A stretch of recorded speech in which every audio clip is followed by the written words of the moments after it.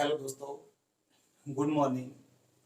अपने विद्युत विभव चैप्टर पढ़ रहे थे, उसके नेक्स्ट वीडियो के अंदर आप सबका स्वागत है।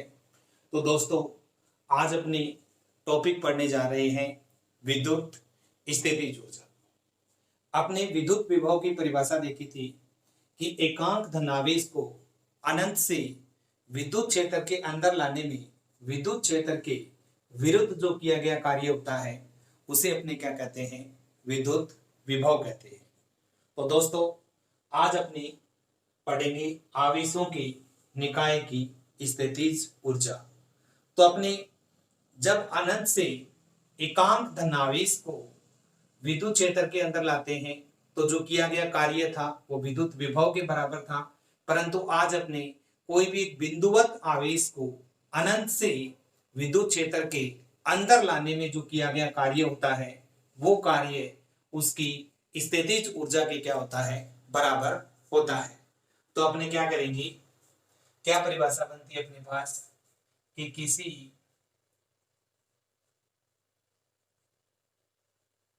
बिंदुवत आवेश को अनंत से विद्युत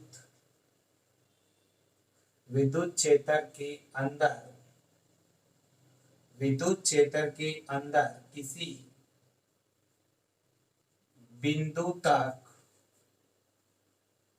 लाने में किया गया कार्य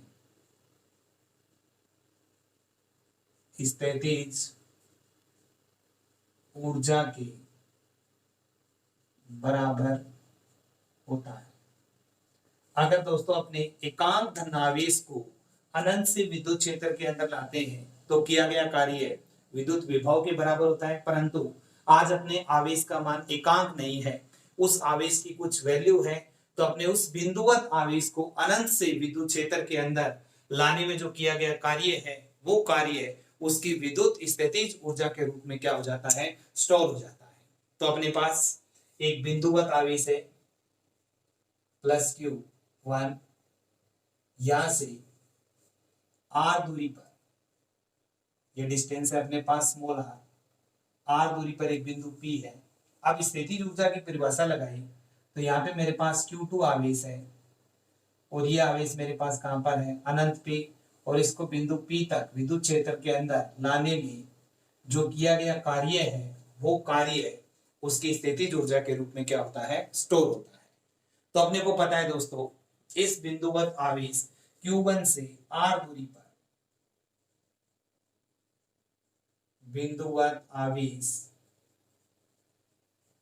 Q1 से स्मॉल r दूरी पर विद्युत विभव ये होता है अपने पास V = KQ/R1, सॉरी R, और चार्ज की वैल्यू कितनी है, Q1।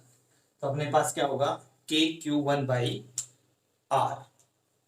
अब अपने बात करते हैं एकांक धनावेश को R विद्युत क्षेत्र में R दूरी तक लाने में किया गया जो कार्य है वो किसके बराबर होता है, V के। और आप किसको लेके आ रहे हो, Q2 आवेश को। तो Q2 आवेश को लाने में किया गया कार्य निकालेंगे तो अपने V को किससे गुणा कर देंगे, Q2 से क्या कर देंगे, गुणा कर देंगे। तो अपने पास एक अनंत से एकांक धनावेश को R दूरी तक विद्युत क्षेत्र में R दूरी तक लाने में किया गया कार्य किसके बराबर है, V के। तो Q2 को लाने में किया गया कार्य VQ2। जैसे एक पेन 5 रुपए में आता है तो 5 पेन अपने पास कितने रुपए में आएंगे दोस्तों, 25 रुपए, 5 × 5। तो ऐसे ही अपने पास एकांक को लाने में किया गया कार्य आपको पता है कि वो कार्य किसके बराबर होता है, विद्युत विभव के बराबर होता है। तो Q2 को लाने में किया गया कार्य, तो एकांक वाले को Q2 से क्या कर देंगे, गुणा कर देंगे। तो अपने पास क्या बनेगा, एकांक धनावेश को अनंत से विद्युत क्षेत्र में R दूरी तक लाने में किया गया कार्य किसके बराबर है? v की। किया गया कार्य काम को लाने में किया गया कार्य v, तो Q2 को लाने में, Q2 को r दूरी तक लाने में किया गया कार्य, और ये किया गया कार्य किसके रूप में स्टोर होता है? एनर्जी के रूप में। तो क्या होगा? VQ। तो U इक्वल टू V की वैल्यू अपने पास कितनी है? KQ1/R, KQ1/R इंटू अपने पास कितना है? Q2। तो U equal to KQ1 Q2/R। तो ये अपने पास स्थितिज ऊर्जा का सूत्र प्रूफ हो जाता है दोस्तों, U equal to KQ1 Q2/R। अब अपने यहाँ पे एक चीज देखते हैं, अगर आपके पास निकाय दोनों की वैल्यू अगर आपके पास पॉजिटिव है, दोनों आवेशों की वैल्यू प्लस प्लस या माइनस माइनस है, यानी कहने का मतलब समान प्रकृति। अगर आवेश समान प्रकृति के अपने पास, ये भी पॉजिटिव ये भी पॉजिटिव, तो अपनी स्थितिज ऊर्जा है प्लस और प्लस प्लस में आएगी, और माइनस माइनस में रखेंगे तो माइनस माइनस को गुणा करेंगे तो क्या आएगा? प्लस में आएगा। तो इसका मतलब स्थितिज ऊर्जा है U है, वो आपके पास हमेशा क्या आएगी? पॉजिटिव। यानी जब दोनों आवेश समान प्रकृति के हैं तो स्थितिज ऊर्जा हमेशा ही आपको क्या मिलेगी? धनात्मक मिलेगी। अब बात करें प्लस माइनस माइनस प्लस, इसका मतलब अपने पास क्या है? विपरीत प्रकृति। अगर ये विपरीत प्रकृति के हैं तो स्थितिज ऊर्जा हमेशा ये दोस्तों अपने पास क्या आएगी? नेगेटिव, क्योंकि प्लस को माइनस से मल्टीप्लाई करेंगे तो ये अपने पास किस में आएगा? माइनस में आएगा। तो इस तरीके से अपने किसी भी आवेश को, किसी बिंदुवत आवेश को अनंत से विद्युत क्षेत्र के अंदर लाने में जो किया गया कार्य होता है, वो कार्य विद्युत स्थितिज ऊर्जा के रूप में क्या होता है? संचित हो जाता है। तो दोस्तों अपने जो एकांक धनावेश को लाने में किया गया कार्य विभव के बराबर होता है, तो Q2 आवेश को लाने में किया गया कार्य अपने पास क्या होगा? V इंटू Q2, और V की वैल्यू रखी अपनों ने Q1 आवेश से R दूरी पर विभव, तो अपने पास स्थितिज ऊर्जा का सूत्र प्रूफ हो जाता है, U equal to KQ1 Q2/R हो जाता है। अब अपने यहां से देखा कि आवेशों की प्रकृति अगर समान है तो स्थितिज ऊर्जा हमेशा ही क्या आएगी? पॉजिटिव में। अगर आवेशों की प्रकृति अपने पास अपोजिट नेचर के आवेश हैं तो स्थितिज ऊर्जा है वो हमेशा ही अपने पास क्या मिलेगी? ऋणात्मक में मिलेगी। अब अपने यहां पर बात करते हैं 1 नंबर पॉइंट में, यदि निकाय में आवेशों की संख्या 2 है तो स्थितिज ऊर्जा, यदि निकाय में आवेशित कणों की संख्या कितनी है? 2 है अपने पास। जैसे अपने पास 2 चार्ज है, एक Q1 एक Q2, और इनके बीच का डिस्टेंस ले लेते हैं R12। तब अपने से पूछ रहा है कि स्थितिज ऊर्जा कैसे निकालेंगे? तो अपने U equal to K Q1 Q2 upon दोनों के बीच का डिस्टेंस है R12। तब दोस्तों अपने इस सूत्र की हेल्प से स्थितिज ऊर्जा को क्या करेंगे? ज्ञात करेंगे। अगर अपने मान लेते हैं निकाय में कणों की आवेशों की संख्या अपने पास कितनी है? 3 है। तो यहां तक दोस्तों आप इसका स्क्रीनशॉट ले सकते हैं। इसके बाद अपने देखते हैं आगे।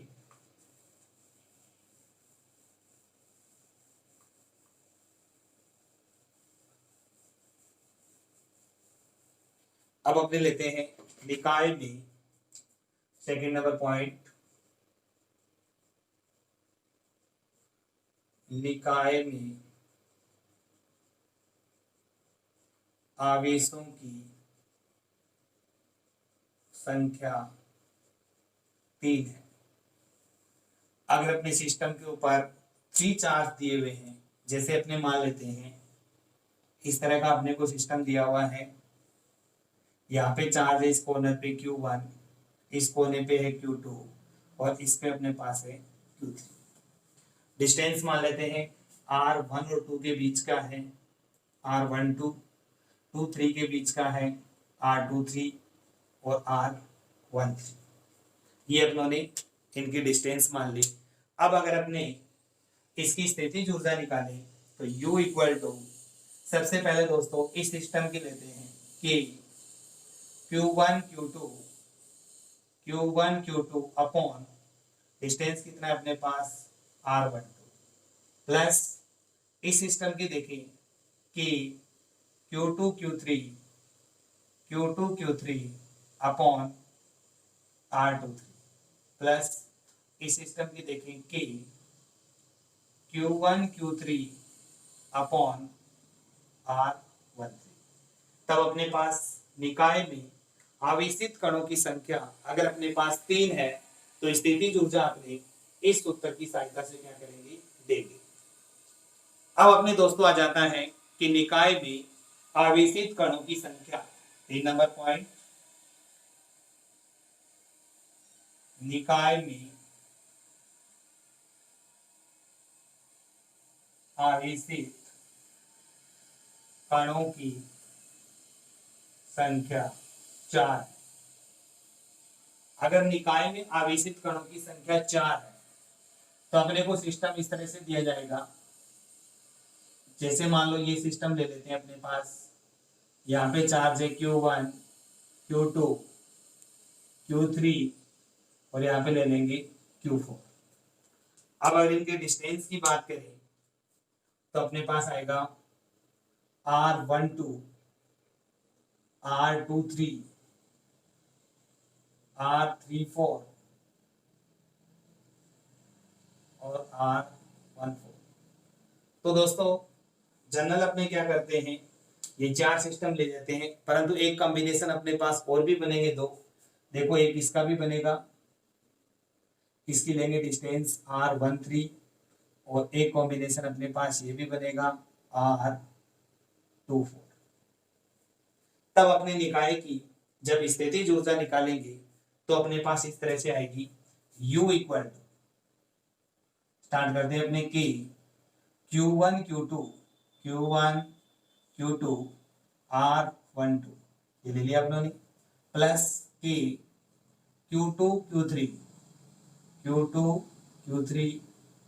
R23 प्लस ये लें कि Q3 Q4 upon R34 plus ये लें कि Q1 Q4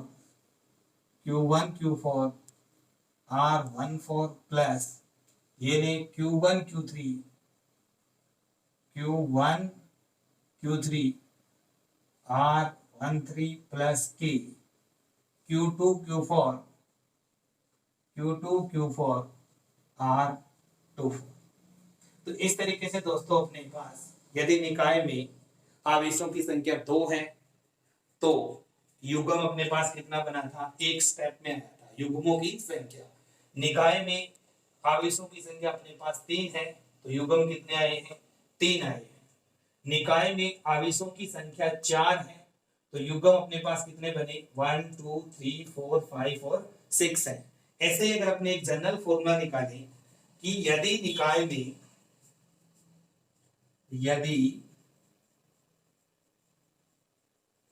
निकाय में आवेशों की संख्या स्मॉल n है तो युग्मों की संख्या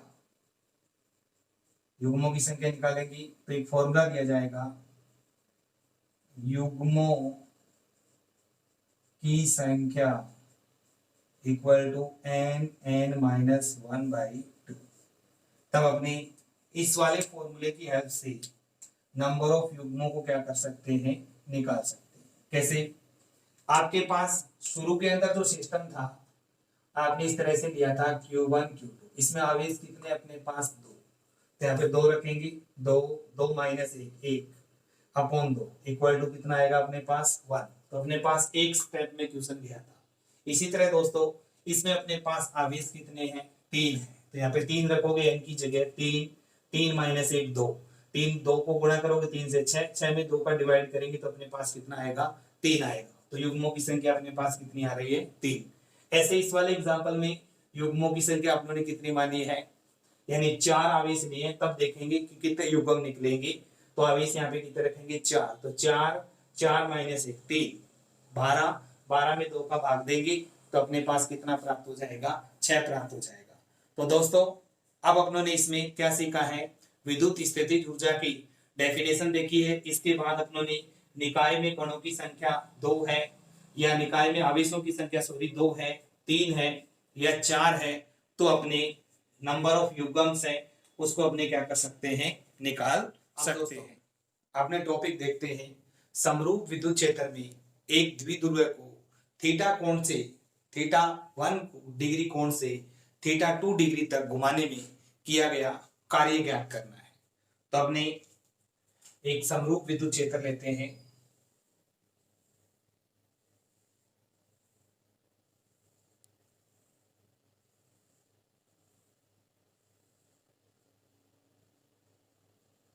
इस समरूप विद्युत क्षेत्र में एक द्विध्रुव रखा हुआ है जो विद्युत क्षेत्र के साथ, अगर अपने बात करें विद्युत क्षेत्र के साथ कितने डिग्री का कोण बना रहा है, थीटा डिग्री का कोण बना रहा है। द्विध्रुव पे इस पे चार्ज अपने पास माइनस क्यू, बी पे चार्ज अपने पास प्लस क्यू, और दोनों के बीच की डिस्टेंस अपने पास कितनी है, 2a है।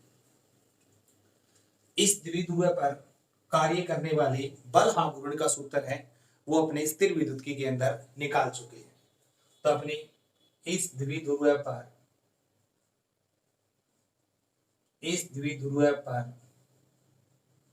कार्य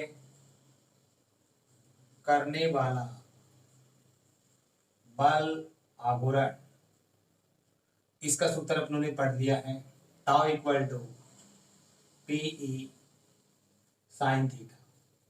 यह दोस्तों अपनों ने पढ़ा था tau vector equal to P vector cross E vector. ये अपने पीछे के चैप्टर में प्रूफ कर चुके हैं। अब इस द्विध्रुव को अपने इस एंगल को मान लेते हैं कितना है, थीटा 1। ये विद्युत क्षेत्र के साथ कितने का कोण बना रहा है, थीटा 1 का, और इसको अपनों ने कितने पे घुमा दिया, थीटा 2, यानी ये एंगल कितना है, थीटा 1। अब ये इसके ऊपर टॉरक लगता है जिसके कारण ये द्विध्रुव है विद्युत क्षेत्र की दिशा में आने का क्या करता है, प्रयास करता है। तो अपने इसके विपरीत इसको थीटा 1 से थीटा कोण तक क्या करते हैं, घुमाते हैं। ये ए पोजीशन यहाँ पर आ जाएगी अपने पास माइनस क्यू, बी पोजीशन अपने पास यहाँ पे है प्लस क्यू, डिस्टेंस अपने पास कितनी है 2a, और ये एंगल अपने पास कितना है, थीटा 2। तो थीटा 1 से थीटा 2 तक अपने घुमाने में किया गया कार्य निकालेंगे। तो कार्य अपने पहले अल्पांश निकालते हैं। तो कार्य का सूत्र अपने पास क्या होता है, dw इक्वल टू बल, बल की जगह अपने बल आघूर्ण का यूज करेंगे क्योंकि अपने पास मोशन कौन सी है यहाँ पे, एंगुलर। तो बल की जगह आपके पास क्या आएगा, बल आघूर्ण, और विस्थापन इसको मान लेते हैं theta 1 D theta, theta 2 minus theta 1 equal to D theta. तो अपने इसको थीटा 1 से थीटा 2 तक घुमाने में किया गया कार्य। अब अपने पास अल्पांश पार्टिकल के लिए क्या, डी थीटा के लिए, तो D W equal to tau D theta. अब इसको अपने करते हैं थीटा 1 से थीटा 2 तक घुमाने में, थीटा 1 से थीटा 2 तक घुमाने में किया गया कुल कार्य। अगर आप कुल कार्य निकालेंगे तो W इक्वल टू इसका अपने समाकलन करेंगे थीटा 1 से theta 2 tau D theta. Tau की वैल्यू दोस्तों अपने पास है यहाँ पे पीई साइन थीटा। तो अपने यहाँ पे W इक्वल टू थीटा 1 से theta 2 P E sine theta D theta. यह इसको लिख सकते हैं, P को भाग लेंगे तो इंटीग्रेशन में बचेगा अपने पास साइन थीटा डी थीटा। इसका इंटीग्रेशन करें साइन थीटा का तो अपने पास आएगा माइनस कोस थीटा, थीटा 1 से थीटा 2 और इनटू में अपने पास क्या चल रहा है पीई। इस माइनस को बाहर ले लें, माइनस पीई, लिमिट लगाएंगे इस पे, upper limit cos theta 2 minus cos theta 1, minus को अंदर मल्टीप्लाई करोगे W इक्वल टू पीई, क्या आ जाएगा cos थीटा 1, ये प्लस का हो जाएगा और माइनस cos थीटा 2। तो ये दोस्तों इस द्विध्रुव को समरूप विद्युत क्षेत्र में थीटा 1 से अपनों ने यहाँ से इस पोजीशन तक घुमाया है, थीटा 1 से थीटा 2 तक घुमाने में किया गया अपनों ने क्या निकाला है, कार्य निकाला है। अब यहाँ पर इनकी केसेस लगाएंगे। केस नंबर अगर अपने फर्स्ट की बात करें, अगर इसको 0 डिग्री से थीटा तक घुमाए, 0 से थीटा डिग्री यानी एक द्विध्रुव की समांतर स्थिति से इसको थीटा तक घुमाए तो कितना कार्य करना पड़ेगा। तो यानी थीटा 1 इक्वल टू अपने पास कितना होगा 0 और थीटा 2 अपने पास कितना होगा थीटा, यानी 0 डिग्री से यानी विद्युत क्षेत्र की समांतर स्थिति से थीटा तक घुमाने में किया गया कुल कार्य। तो W equal to P E cos theta 1 कितना अपने पास 0 माइनस कोस थीटा 2 कितना माना है थीटा, कोस 0 की वैल्यू 1 होती है तो W equal to P E 1 minus cos theta. ये अपने पास इसका फर्स्ट रिजल्ट मिल जाएगा केस का। अगर अपने ये मान लेते हैं कि इसको थीटा से विद्युत क्षेत्र की समांतर स्थिति से कहां तक घुमा दिया जाए, लंबवत स्थिति तक घुमा दिया जाए तो किया गया कार्य, ये अपनी केस नंबर 2 होगी। तब थीटा कितना मानेंगे 0, थीटा 2 कितना मानेंगे 90 डिग्री। जब दोस्तों ये लगाएंगे अपने पास W equal to P E cos 0 minus cos 90, तो W equal to P E cos 0 की वैल्यू 1 cos 90 की वैल्यू 0, तो वर्क डन अपने पास कितना आएगा पीई। जब उन्होंने इसको कहां से घुमाया है 0 डिग्री से 90 डिग्री, तो यानी विद्युत क्षेत्र के लंबवत स्थिति तक घुमाया जाए।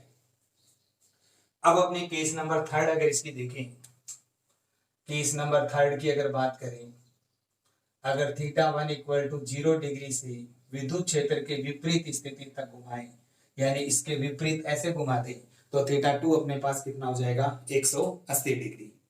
तो रखें दोस्तों, तो W equal to P E cos 0 minus cos 180, तो W इक्वल टू पीई यहाँ पे आ जाएगा अपने पास 1 और cos पाई की बात करते हैं तो cos n पाई की वैल्यू आपको मैंने बता रखी है -1 की पावर n, तो 1 पाई है तो -1 की पावर n, तो -1, तो यहाँ पे वैल्यू कितनी आएगी 1 में से 1 सब्ट्रैक्ट करेंगे तो अपने पास वर्क डन कितना हो जाएगा 0।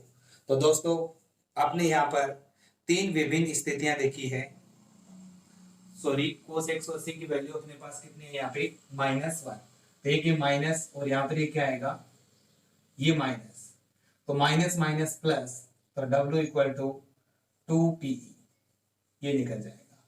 तो दोस्तों अपनों ने यहाँ पर क्या देखा है कि एक द्विध्रुव है और ये द्विध्रुव को समरूप विद्युत क्षेत्र में थीटा 1 से थीटा 2 कोण तक घुमाए तो किया गया कार्य कितना होगा।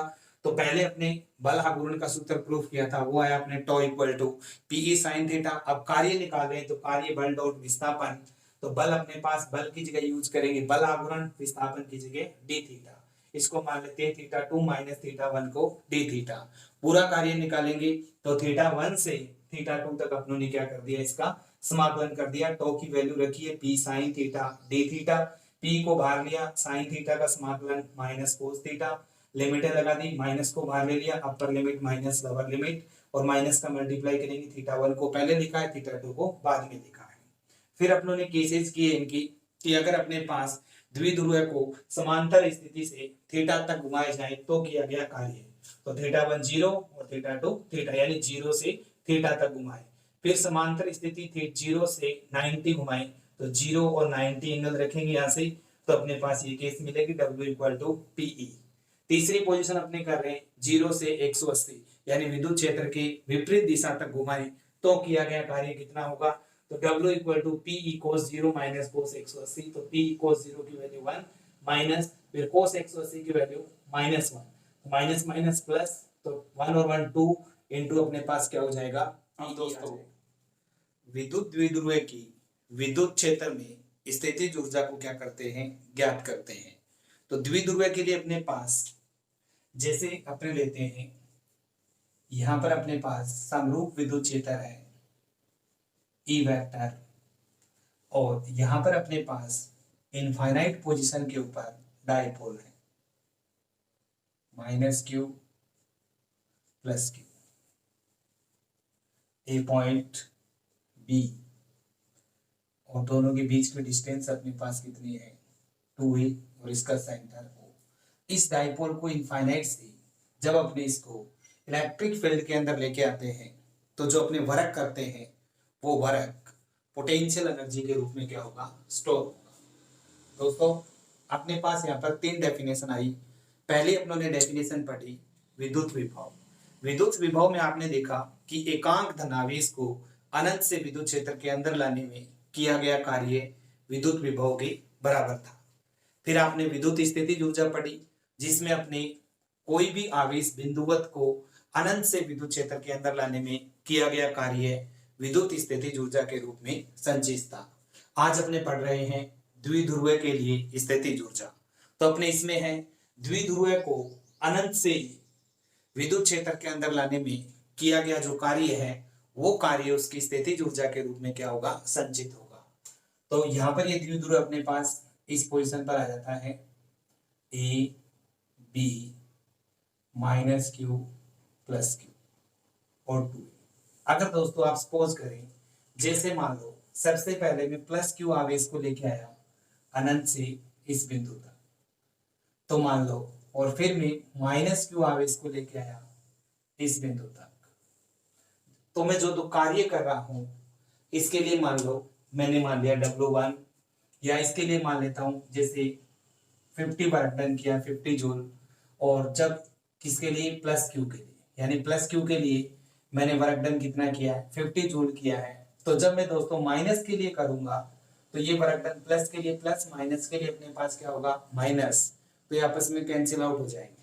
परंतु दोस्तों यहाँ पर ध्यान रखने वाली ये बात है कि ये दोनों वर्क डन कैंसिल आउट नहीं होंगे, क्योंकि -q आवेश पे जब आप कार्य कर रहे हैं ये 50 से कुछ ना कुछ क्या होगा, ज्यादा होगा, क्योंकि -q आवेश विद्युत क्षेत्र में 2a डिस्टेंस पर क्या होता है, ज्यादा चल रहा है। और ये 2a डिस्टेंस जो -q अधिक चल रहा है, इस पर जो किया गया कार्य है, ये कार्य ही इसकी स्थितिज ऊर्जा के रूप में क्या होता है, संचित होता है। तो अपने यहाँ पर इसका कार्य निकाले, कार्य निकालने के लिए इसके लिए -q आवेश, या इस पर अगर पहले डायरेक्शन देखें अपने, प्लस के कारण प्लस पे जो बल लगता है वो विद्युत क्षेत्र की दिशा में लगता है QE, और माइनस पे जो बल लगता है वो विद्युत क्षेत्र की विपरीत दिशा में लगता है। तो अपने कार्य निकालेंगे, और कार्य क्या होता है अपने पास, बल डॉट विस्थापन। तो कार्य -q आवेश पर बल, ये अपने पास कितना है माइनस का QE। तो अब कार्य निकालने के लिए, कार्य अगर इसका निकालें, कार्य इक्वल टू बल -QE इंटू विस्थापन, इससे कितना ज्यादा विस्थापित है अपने पास 2a, तो अपने पास आ जाएगा, और ये किया गया कार्य उसकी स्थितिज ऊर्जा के रूप में क्या हो जाता है, संचित हो जाता है। तो इसे अपने किसे डिनोट कर देंगे, U से। तो U equal to -QE Q into 2a, ये दोस्तों इसकी जगह अपने क्या लिख सकते हैं, P माइनस का माइनस P इंटू, तो अपने पास स्थितिज ऊर्जा का सूत्र अपने पास कितना आ जाता है, माइनस का P। अगर अपने पास ये इसकी कहलाती है स्थायी साम्यावस्था, तो स्थितिज ऊर्जा की बात करें अपने पास,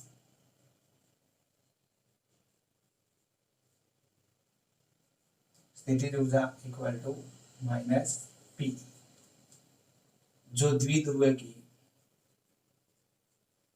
द्विध्रुव की स्थायी साम्यावस्था कहलाती है। इसमें अपने पास थीटा इक्वल टू 0 डिग्री, यानी P और E के बीच का एंगल कितना है अपने पास 0 है। अगर दोस्तों इसमें दूसरी पोजीशन अगर अपने ये देखें कि जैसे मान लो ये P की डायरेक्शन है -q से +q। अब इस द्विध्रुव की अगर ये पोजीशन होती है अपने पास, सॉरी ये विद्युत क्षेत्र की दिशा है, और द्विध्रुव अगर इसको ऐसे करें -q तो यहाँ पे क्या आएगा माइनस, और यहाँ पे अपने पास क्या आएगा प्लस। तो विद्युत क्षेत्र के साथ कितने डिग्री का एंगल बना रहा है ये 90।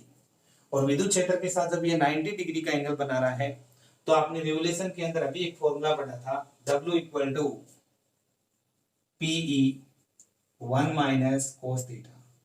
तो 0 से आपने 90 तक घुमाया तो W equal to PE 1 - cos 90 की वैल्यू अपने पास क्या थी 0। तो W equal to work done आपके पास कितना था PE।